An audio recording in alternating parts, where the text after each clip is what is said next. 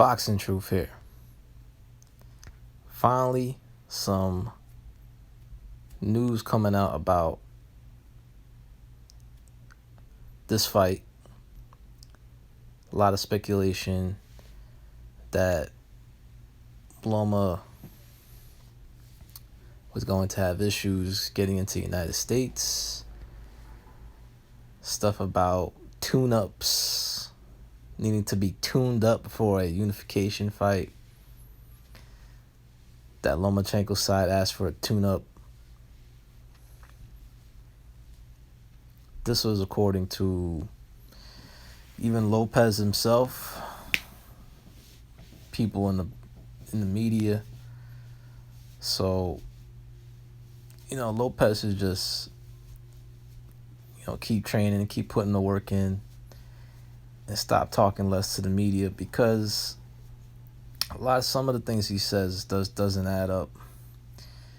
And this was one of them. At least according to Lomachenko's manager and Loma's team, as both fighters have insisted that they don't want to be tuned up for a unification match. The plan is still in the works for these two to have a fight next. For them two to unify next. No tune-ups. No delays. No need to be tuned up. Both fighters' teams have insisted that they want the fight next. They want the fight to happen sooner rather than later. And it's the best fight in 2020, man, that we missed out on. A lot of fans are looking forward to this fight, because even though Lomachenko fans don't want to admit this, but this is a fight that could produce an outcome that a lot of Lomachenko fans do not want to hear or want to even acknowledge could happen. And that's a possible upset. Perhaps Loma passing the torch to another young fighter in top-ranked stable. And Lomachenko has reasons to worry about this fight. He's admitted himself that there are interesting dynamics in this fight, not just in the ring, but also outside the ring politically. It's a fight that's dangerous for him. He's 32 years old now. It's not ancient, it's not old, but it's not young either. And he's fighting a much younger fighter who's very hungry and very strong and explosive, and a more dangerous, more physical fighter than the likes that he's been facing, and the likes that he hasn't looked invincible against, compared to the likes of Linares.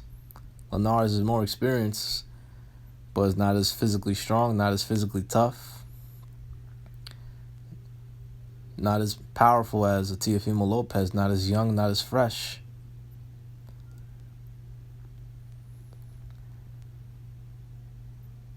So the good news is that Bob Arum has received info from both teams that they want to do the fight next. And I hope it does go down next. It goes down in September, with or without fans. We just want to see the fight. The pay-per-view revenue for this fight could substitute the revenue gate that they're going to lose if this show has to go ahead without an audience. But that shouldn't stop for this type of fight to be made. It's not a super fight, but unfortunately it is going to be a pay-per-view fight, especially to substitute the loss at the gate that Top Rank is going to need in order to pay these guys what they want to fight each other. But it's a fight worth watching, maybe even worth buying, considering the price, especially since Arum is stating that pay-per-views are possibly going to be cheaper in the future, and they should be, following the situation.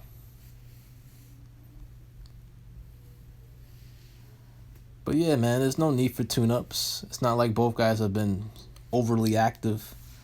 I mean, Teofimo will go about more than almost 9 months without a fight. If this fight gets scheduled in September, Lomachenko, unfortunately, will be about a year going into the fight since his last fight. But it's not. I think it should benefit him. He needed the break. He had a tough fight in his last fight. He had a tough fight in his last fight. Could use some, time to regroup, re-energize.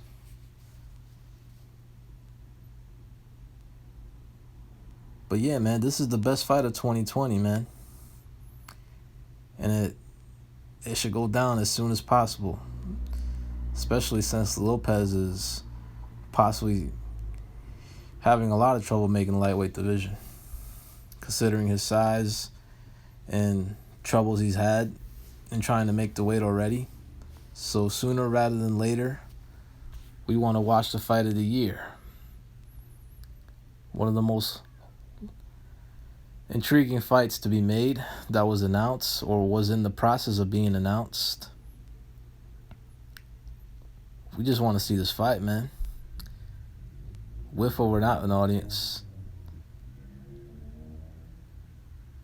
We want to see who's the best lightweight. Who's the undisputed lightweight champ. Nobody cares about that email champion Devin Haney right now. Not unless he fights someone with a heartbeat. But these are the two best lightweights in the world. Top Rank is in possession of both of them.